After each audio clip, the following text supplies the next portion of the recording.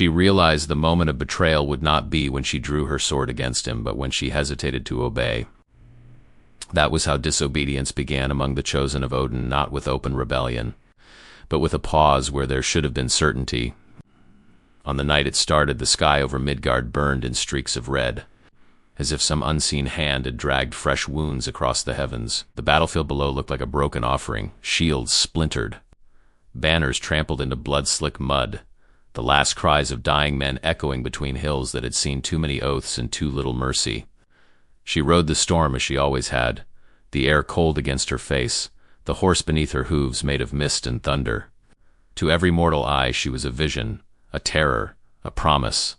To herself she was something far more fragile, duty wrapped in doubt. Her name had been whispered only in the high halls of the gods, never carved into rune stones, never spoken by skalds drunk around hearth fires. Mortals would remember others, Brunhildr, Sigrun, the Valkyries whose stories were twisted into tragic verses and softened for the ears of those who feared the full truth. She was not one of those. She was the one Saga never dared to record, the one whose tale would crack the polished mask Odin wore when he spoke of necessary sacrifice, the one whose punishment would echo so far that even the roots of Yggdrasil would tremble. She descended through smoke, her eyes finding the glimmer of souls lifting like fading embers from broken bodies. This was her craft, to see not just how a man died, but why. To weigh the life behind the final wound, to judge whether courage burned hot enough to be translated into service in Valhalla. For centuries she had done this with a precision that made even Odin approve. She chose those who ran toward the spear wall instead of from it, those who held the line when others broke, those whose last thought was not of fear but of duty. She had taken boys who lied about their age to stand beside fathers, men who knew they would lose but refused to kneel, kings who died at the front, not behind their shield walls. She had done it without question, until she saw him. He should not have stood out. Another warrior in a torn cloak, another face streaked with mud and blood and ash, another man dying under a sky that did not care. But the way he moved caught her attention, not toward glory, not toward the enemy's standard, but back toward a fallen comrade, dragging the man with a grim determination that had nothing to do with saga-worthy heroism. One arm hung useless at his side, broken. His shield was gone. He used his remaining strength not to kill, but to save. She watched as he wrenched his friend free from beneath a dead horse, teeth clenched against pain. Arrows fell around them like black rain. One lodged in his leg, another scraped past his neck. He did not stop. He hauled the man over his shoulder, staggering toward cover that would not hold long. The enemy advanced like a tide. He could have turned and died with a sword in hand, a death worthy of song, a death that would align neatly with Odin's hunger for the battle-ready dead. Instead, he set his friend down behind a half-burned cart and stood in front of him with nothing but a bent spear and a body that had already given too much. He did not shout a battle cry. He said only one word, so softly she almost missed it. Stay. Then he faced the oncoming warriors alone. Courage, she thought. Not the kind Odin liked, tied to conquest and carnage, but something quieter, protective, defiant in a different way. He fell under 3 blades almost at once, knees buckling, body folding as if the world had finally taken everything it could from him. Choice. He had not died for plunder or honor as the gods defined it. He had died simply to buy another man a few more breaths. She reached for him by instinct. Her hand closed around the soul, bright and trembling. For a heartbeat she felt only the familiar weight of decision. Then Odin's command struck across the bond like a hammer blow. Not that one. The words did not come as sound, but as absolute will, racing down the threads that connected him to every Valkyrie he'd ever forged. She'd heard this tone before. It was the tone he used when steering a battle's outcome for his own purposes, when denying a warrior entry because he needed strife to continue, when keeping a man alive long enough to cause the next war. This was not guidance. It was control. She froze in mid-flight. Her horse stamped on empty air, snorting mist. The soul in her hand pulsed, sensing the hesitation, sensing the presence of a power far greater reaching towards it with cold fingers. She had been taught from the first moment that Odin's will was the highest law. He saw further. He knew more. He had given his eye and hung on the tree for wisdom. If he said no, it meant there was a reason. Not that one, the command repeated, sharper now. His line is needed as pawn, not hero. Let his offspring serve another design. She saw it in that flash, glimpses of future's descendants pressed into wars they did not choose. Villages shaped by this man's absence. oath sworn over land he would never live to defend. Odin twisted fate like a rope around his hand, pulling, tightening, shaping. The warrior before her was not a person to him. He was a piece on a board. For the first time, that truth disgusted her. Her grip on the soul tightened. Below, the man's friend clawed himself upright, blood pouring from his wounds, staring at the body of the one who had saved him. The sound he made was somewhere between a sob and a broken prayer. No skald would come to hear it. No saga would record the way he sank to his knees, pressing his forehead to his friend's torn cloak. No god would bend low enough to listen. Except her. The soul trembled again. On the edge of being pulled downward into a lineage of suffering Odin had already calculated. She understood in a flash of terrifying clarity that all her centuries of service had allowed cruelties like this to pass unquestioned. That every time she had obeyed without hesitation, she had carried out not justice, not true honor, but someone else's strategy. She could have released the soul and pretended she hadn't seen. It would have been easier, safer, expected. Instead, she did something no Valkyrie was meant to do. She chose against him, with a single deliberate motion. She pulled the warrior's soul fully into her grasp and turned her horse toward the path that led upward, not downward. Storm wind roared around her as if the sky itself gasped. Odin's will slammed into her like a wall of ice, almost hurling her from the saddle. "You defy me?" His presence filled the clouds, thunderheads darkening as though his rage had weight. Ravens screamed overhead, circling like shards of his anger. She felt his power claw at the soul in her hands, trying to wrench it away. For a moment she thought her fingers would splinter, her form would unravel, her very name would be stripped from the weave of fate. But the man whose soul she held had already stood against impossible odds on the ground below. Some echo of that stubbornness burned within what remained of him. It flickered in her grip like a coal refusing to be stomped out. She anchored herself in that defiance in his last act of protection and spoke words she had never dared to say. "He is worthy," she said, voice steady despite the storm tearing at her. "Whether his death serves your design or not." Silence followed, so sudden and absolute that even the rain seemed to hang frozen in the air. For a heartbeat, she thought the world itself had stopped. Then the punishment began. It did not come as a lightning bolt or a roar or a visible strike that mortals would have recognized as divine wrath. It came as a withdrawal, a cold, deliberate cutting of invisible threads. She felt her connection to Valhalla flicker. The golden hall, forever ringing with the clash of practice weapons and the rumble of drinking songs, dimmed at the edge of her senses. The approval that had once warmed her whenever she returned with a soul chosen according to Odin's standards vanished. The wind that had always carried her, eager and obedient, grew heavy. He did not need to shout. His message was clear. "If you will not be mine as I made you, then you will walk without my shadow." She landed on a ridge overlooking the battlefield, the warrior's soul still clutched in her hand, the storm receding as if it no longer recognized her as its rightful rider. For the first time, she felt something she had never associated with herself: aloneness. The man's soul looked at her, uncertain, as if asking silently whether the path she was choosing for him led anywhere at all. She did not have the answer. But she knew one thing with burning, terrifying certainty. A Valkyrie had defied Odin, and the price of that act would not end with her. It would ripple outward through halls, through myths, through the very branches of the tree that held the 9 realms together, and the Allfather had only just begun to decide how hard he would make the echo fall. The sky above her dimmed as though it, too, recoiled from what she had done. The ridge felt colder than the deepest fjord in winter, the kind of cold that seeped into bone and memory alike. For centuries she had walked beneath the mantle of Odin's favor, wrapped in a certainty that shaped her very existence. Now that certainty had been ripped away like a cloak torn off in a storm, leaving her exposed beneath forces she once commanded. She held the warrior's soul closer to her chest, unsure whether she did it to protect him or herself. The faint glow that surrounded him flickered, as if even the light hesitated to remain near her now. She waited for Odin's ravens to descend, for the sky to fracture with his rebuke, for the ground to open under her feet. But no punishment came, not directly. The absence itself was the punishment. A Valkyrie without Odin's backing was something impossible, like a sword without metal or a rune without meaning. She felt it in her wings first. Once they had been woven from storm gusts and divine will-strong, tireless part of her. Now they sagged slightly, their edges trembling like cloth left too long in the wind. Her horse, once carved from thunder, pawed the ground uncertainly, as if unsure whether it was still allowed to carry her. What am I now?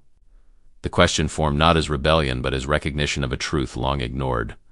For centuries she believed that her identity was carved from the divine, that she was crafted whole and perfect. But perhaps she had only been shaped, molded by expectation, pressed into a form meant to serve a purpose not her own. The thought frightened her more than Odin's wrath. Freedom, when forced upon someone who had never known it, felt less like liberation and more like falling. She looked down the ridge. The battlefield lay silent now, save for distant groans of those still clinging to life. Smoke dragged itself across the ground like wounded spirits too tired to rise.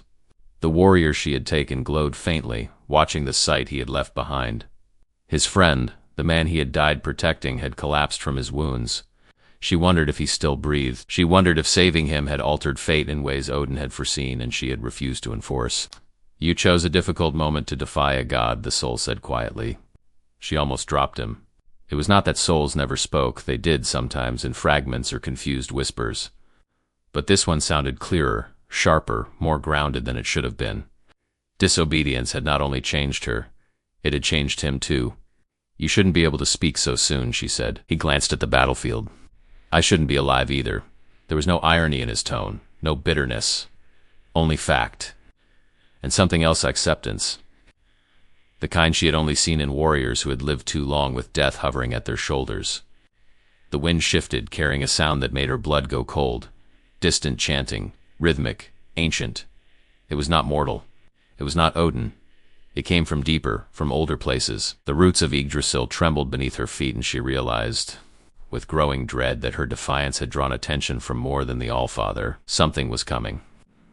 Not a presence she recognized, not god nor giant nor ghost. Something quieter, something curious. A gap opened in the air itself, thin as a blade slicing through fabric. Light did not escape from it. Sound did not echo within it. It was neither portal nor vision, but an invitation, the kind offered only to beings who had stepped outside their prescribed fate. A voice drifted from it, soft but clear. "Come." Her wings tightened by reflex. "Why?" "You carry a truth that belongs to me." The warrior's soul pulsed in her hand, shrinking slightly as though trying to hide. She felt the urge to shield him, surprising even herself. "I don't serve you," she said. "You didn't serve Odin either," the voice replied, not an accusation but an observation. "Not truly. Not anymore." A tremor ran through her. It was the closest thing to vulnerability she had ever felt, not on battlefields drenched in blood, not in Odin's hall, not even now in exile, because the voice was right. For the first time in her existence, she was not standing in anyone's shadow. "What do you want with me?" she asked, steadying her stance. The air folded outward, revealing a figure that was neither figure nor form. A presence shaped from absence, haloed by faint runes that glowed with meanings she could almost but not fully grasp. Its outline shimmered like a reflection on a shifting lake. "I am a keeper of what the gods refuse to remember," it said. "And you have just stolen something Odin meant to forget." The soul in her hand flickered. The implications struck her like a spear. Odin wanted him erased. "Yes," the presence said, not because he was unworthy, but because he disrupted the design. The Allfather bends fate to ensure war never dies. Some souls keep its embers alive, others extinguish them. The warrior looked up at the presence. There was fear in him, but also curiosity. Mortals were not meant to confront the mechanics of divine strategy. Few gods admitted it even to themselves. "And if I follow you," she asked, "you will see what Odin hides. You will see what the Norns refuse to rewrite. You will see what your sisters fear to question. And if I refuse," the presence tilted ever so slightly, "then you will walk alone between realms, hunted by ravens, mistrusted by gods, unseen by mortals, and remembered by none. You will become a rumor, a fracture, a forgotten whisper in a forgotten hall. In other words, a fate worse than being slain, worse than hell, worse even than Odin's silence. Because a Valkyrie without purpose is not a warrior. She is a ghost." She looked down at the warrior soul again. It glowed faintly in her hand, the heat of his final act still lingering. He had defied death for another man. She had defied Odin for him. Perhaps both acts carried a thread of the same impossible courage. "I will not let him fade," she said finally. The presence brightened. "Then come. The 9 realms are shifting. Your defiance was the first crack. Through you, the truth will bleed." The warrior's soul leaned closer to her fingers, not in fear, in trust. She stepped toward the rift. The moment she crossed its threshold, the wind changed. The sky rippled. The faint connection she still had to Odin's power snapped like a frayed cord stretched too far. Pain shot through her wings, her spine, her breath. She staggered, biting back the instinctual urge to bow or kneel or plead. She would do neither. Not ever again. The passage folded around her, swallowing battlefield and sky. Mist curled, then gathered. Shapes moved within it, memories of things she had never seen yet somehow recognized. Halls buried under ash. Runes scratched out by trembling hands, fires lit not for warmth but for erasing truths. When the mist thinned, she stood on a ledge overlooking something impossibly vast, an ocean of memories lost to every realm, swirling in currents shaped by forgotten grief, and perched above it, the presence waited, neither threatening nor comforting, simply watching with the patience of something ancient enough to ignore time. This, it said, is where the story's Odin silences go. She looked out across the sea of forgotten souls, forgotten deeds, forgotten truths. She realized, with something like awe and horror intertwined, that she had walked into the heart of the one realm even the gods feared. Not hell, not Niflheim, but Oblivion's archive, and the first soul ever carried into it by a Valkyrie was the one she refused to abandon. For a long moment she could not move. The vastness before her was paralyzing, not in terror, but in a recognition so deep it silenced thought itself. Every ripple in that ocean of forgotten truths carried weight, each current heavy with the residue of something that once mattered and was forced into silence by divine will or mortal convenience. These were not merely memories, they were abandoned burdens. The presence drifted forward until it hovered just above the shifting sea. "Do you hear them?" it asked. At first she thought the question absurd. There was no sound here, only the whisper of a realm that had learned long ago not to scream. But then, beneath the surface of that stillness, she felt it. Not sound, but intention. A tugging like 1,000 hands brushing against her consciousness. Faint, hesitant, desperate. "They want to be remembered," she whispered. "They want justice," the presence corrected. "But justice is not given by gods. It is carried by those who refuse to let truth drown." She felt the warrior's soul tremble in her grip, not from fear, but from resonance. Whatever this place was, it recognized him as one of its own. A soul who should have been forgotten, erased for the convenience of a greater design. The presence extended a ripple of light toward the ocean. "This is where you will learn what Odin never intended his Valkyries to see." She stepped to the edge. Beneath her, the memories began to take shape, not as visions conjured for storytelling, but as fragments of lives stolen from their rightful end. Chieftain, whose last act of mercy had been erased because it interfered with Odin's plan to cultivate blood feuds. A woman warrior whose leadership would have shifted an entire region's future. Denied entry into Valhalla because her courage did not serve the Allfather's political needs. A village spared by a raiding party whose choice of compassion was scrubbed from saga tradition. Because mercy did not inspire warriors. Layer upon layer, the ocean revealed unrecorded truths. Warriors chosen not for virtue, but for usefulness. Battles manipulated by the gods for outcomes mortals believed were destiny. Tragedies engineered to maintain unrest. Each fragment shimmered with a bitter clarity. History was not what happened. History was what Odin allowed to be remembered. She looked at the presence. "Why show me this?" "Because you broke the first rule of divine order," it said. "You believed a soul's worth could exist outside Odin's purpose. That belief makes you dangerous." She understood finally why her defiance mattered. It was not about one warrior. It was about the possibility that a Valkyrie might think for herself, that she might look upon a human life and judge it by its own merit, not by the role Odin intended it to play in his endless cultivation of war.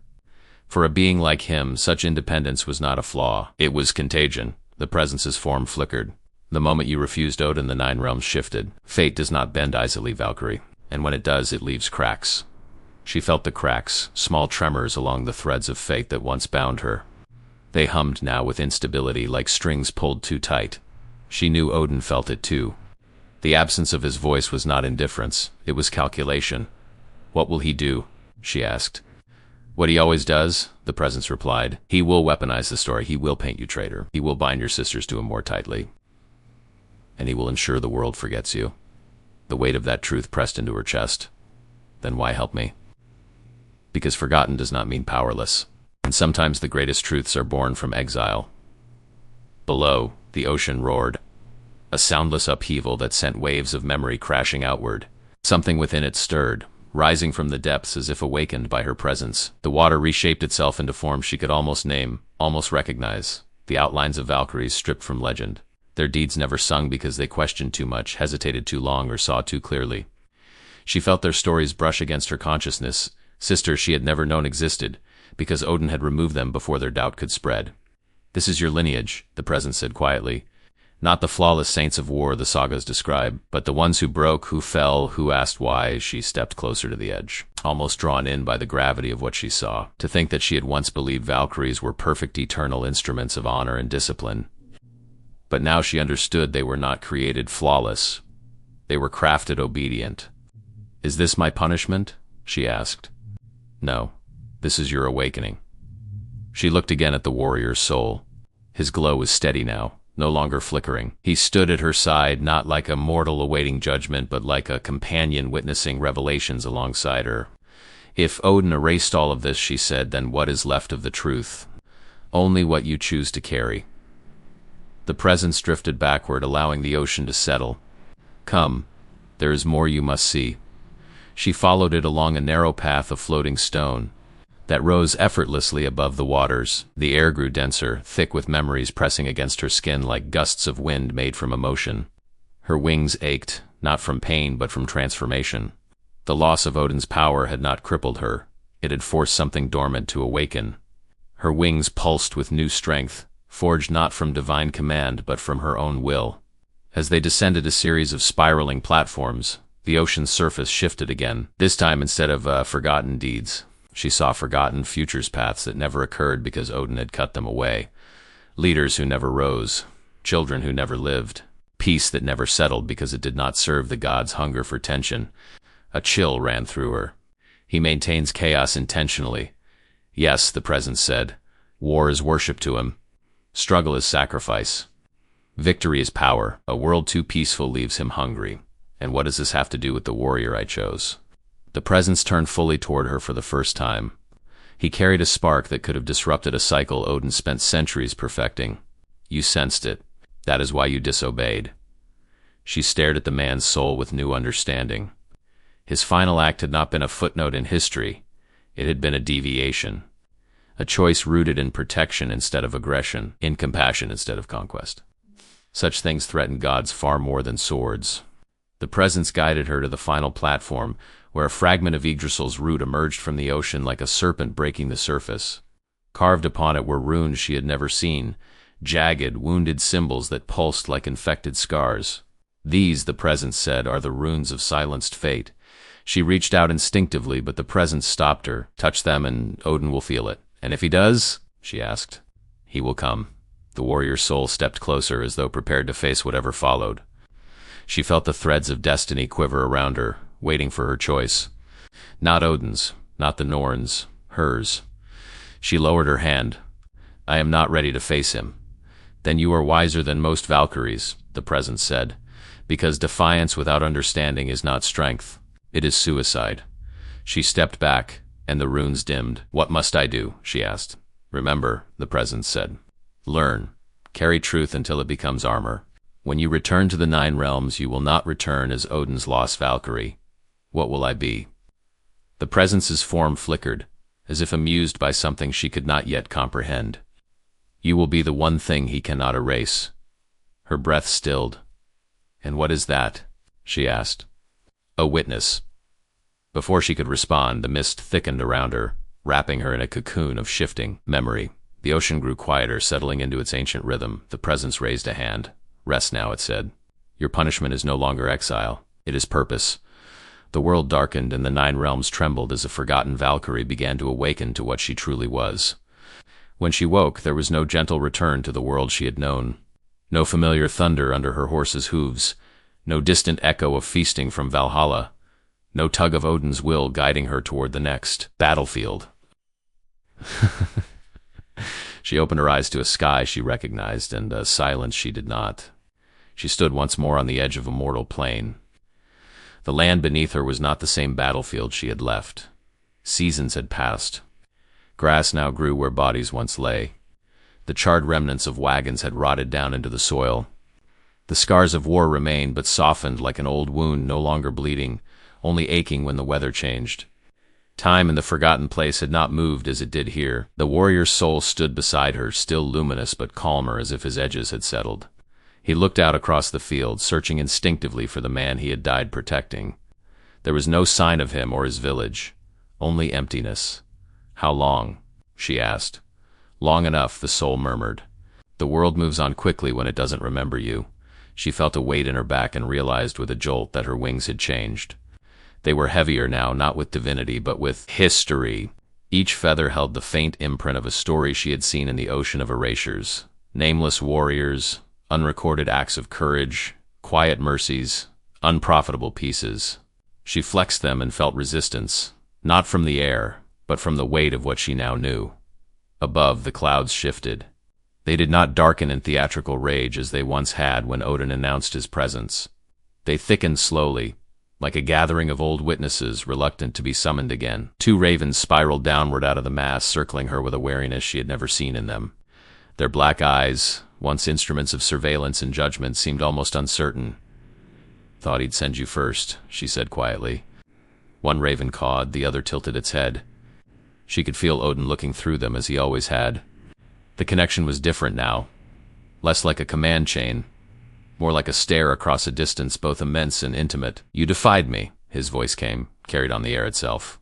She did not kneel, she did not bow. She stood with her wings half spread, the warrior's soul beside her, the memories she carried arranged around her like invisible shields. "I judged him worthy," she replied, "even though his death did not serve your designs." The ravens fluttered, agitated. Odin's presence tightened. "You were made to serve my will," he said, "not to question it." "I was made to see," she countered. "You turned that sight into obedience. You mistook clarity for a leash, for a heartbeat, silence." Then, without warning, reality itself warped around her. The mortal plane fell away, replaced by high stone, flickering firelight, the heavy air of a place steeped in oaths. She stood at the threshold of Valhalla not as a triumphant bringer of souls, but as a summoned problem. Warriors filled the hall, their laughter dimmed as if someone had laid a hand over its throat. Spears and shields lined the walls, polishing themselves in the glow of eternal fires. At the far end of the hall, upon his high seat, Odin watched her with his single eye sharp, ancient, unfathomable. She felt every gaze on her. Einherjar men she had carried here. Men she had selected, believed in, elevated. Many looked at her with confusion, some with admiration, a few with something like fear. "You stand here without my blessing," Odin said. "You carry a soul that does not belong to this hall, and you drip with memories that were never meant to be yours." She stepped forward. Each footfall echoed more loudly than it should have, like the hall itself was listening too closely. "I stand here," she said, "because for the first time, I understand the cost of what I was." Odin's fingers tightened on Gungnir, the spear resting at his side. "You were perfection. You were order. You were my hand in the chaos." "I was a filter," she replied. "You used my judgment to justify your preferences. You called your strategy fate, and my obedience honor. How many of these men?" She swept her gaze across the gathered warriors. "Know their deaths were chosen not for their worth, but for your convenience?" The hall shifted like a living thing. Conversations died, hands tightened on drinking horns. A wind with no source moved through the rafters, rattling shields as if some deeper truth had brushed against them. "You overstep," Odin warned. "You think you've seen enough to judge me?" "I think I'd seen enough to judge myself," she said. "And I will not be that blind instrument again." For a moment she thought he might strike her down where she stood. It would be simple. A gesture, a word, the collapse of a will he had once shaped from storm cloud and battle cries. She braced herself, not in defense, but in acceptance. Instead, he did something worse. He laughed. It was not warm, was not amused. It was the hollow sound of someone who has stood at the end of all possible roads and resents the one he did not build. "Do you imagine you were the first?" he asked. "The first Valkyrie to hesitate? The first to pity? The first to think herself above necessity?" The ocean of forgotten sisters rose unbidden in her mind. Faces erased, wings clipped, names unspoken. He had done this before, over and over. Each time he removed the fracture and reinforced the structure. "And what did you do with them?" she asked, voice low. His eye hardened. What was required? The admission was not shouted. It did not need to be. It sank into the hall like a stone thrown into still water, sending ripples through every soul present. "This is your punishment," he continued. "Not exile, not oblivion. You will stand in my hall as a reminder of what happens to those who doubt. Your story will be twisted until even your defiance serves my legend. You will become a whisper told to keep others obedient, forgotten by mortals, feared by your sisters, caged in myth on my terms. The warrior's soul at her side flared. He cannot erase what you've already seen, he murmured. She realized then that Odin's threat contained its own weakness. To make her a warning, he had to acknowledge she existed. To twist her story, he had to admit there had been a story to twist. In trying to erase her, he would have to etch her into the edges of every fear he instilled in the others. You can chain my name, she said softly. You can hide my deeds. You can bury my choices in half-told stories and broken verses. But you cannot stop the echo of what I carry. Odin's eye narrowed. What do you carry, then? Enlighten me. She spread her wings fully now. Feathers darkened not with shadow, but with weight, each strand infused with fragments from the archive of erasures. The hall dimmed as if those memories drew in the light, hungry to be recognized. I carry every soul you denied for convenience, she said. Every act of mercy you erased. Every moment where war could have ended, and you intervened to keep it breathing. I carry the truth that you cultivate struggle not because it is inevitable, but because it feeds you. A murmur moved through the Einherjar like the beginning of a quake. Some shook their heads, unwilling to hear. Others stared at Odin with new eyes. A few looked at their own hands as if seeing them for the first time. You speak treason, Odin said. No, she replied. I speak accounting. He stood then slowly, deliberately. The hall itself seemed to brace. Even the rafters creaked as if weight had settled upon them. Whether you stand or fall is no longer your choice, he said. You will not be worshipped as hero. You will not be honored as martyr. You will be a crack in the story, smoothed over, patched, buried. A rumor half believed, a shadow at the edge of belief. And in time, even the gods will stop speaking your name. The threat should have hollowed her out. Instead, it steadied her. Then I will live where you have least power, she said. And where is that? He asked, mocking. In the doubt of those who listen too closely, she answered. In the discomfort that stirs when glory feels wrong. In the silence between what really happened and what the saga chose to sing. He watched her for a long time. Finally, with a gesture, he severed the last formal bond between them. She felt it like the snapping of 1,000 thin threads, all the subtle ways he had steered her sight. Shaped her instincts, smoothed away her questions. They broke one after another, leaving behind something raw, unfiltered, painfully honest. You are not mine, he said. You are not theirs. You are nothing. The words rang through the hall like a curse. But deep beneath Yggdrasil, in the ocean of erased fates, something shifted. The presence she had met stirred. The memories she carried burned brighter. Nothing, she realized, is exactly what the gods call anything they no longer control. She turned her back on Odin. No Valkyrie had ever done that in his hall. She walked toward the door, the warrior's soul still beside her. No one stopped her. No one dared. Some looked away. Some watched with a hunger they did not yet understand. Her wings brushed the carved beams as she passed, scattering dust that had clung there since the hall was first raised. On the threshold she paused. She did not look back. The 9 realms will remember, she said quietly. Not because you allow it. Because truth corrodes even the strongest myth when it's buried too long. Then she stepped out. The punishment Odin chose for her was erasure. Exile, becoming a ghost between stories. But punishment, once loosed, does not obey perfectly either. It builds pressure. It finds cracks. It travels through whispered doubts, through quiet questions, through those who feel that the version they were told is too clean, too glorious, too convenient. In Midgard, a historian centuries later would feel a pull toward documents no one valued. In Alfheim, a seer would dream of a winged woman turning her back on a throne. In Jotunheim, an elder giant would laugh bitterly and mutter that even the Valkyries eventually see what war is truly for. In Hell, the dead would feel a strange warmth when their forgotten deeds brushed against a presence that hadn't fully gone. Across all 9 realms, the echo of one act, one refusal. One soul saved against the will of a god would move like a faint tremor under the surface of everything that claimed to be fate. The forgotten Valkyrie walked those tremors now. Not a goddess, not a servant, not a legend, polished for recitation, a witness. And witnesses, once awakened, are very hard to silence. If you've stayed with this story to the end, you already feel the weight of what was never meant to be told. There are more cracks like this, more myths with missing bones, more histories that were smoothed over until only the comfortable parts remained. If you want to keep descending into those dark corridors the gods and kings tried to brick shut, stay close. There are many more silenced voices waiting to be heard, and this is only the beginning.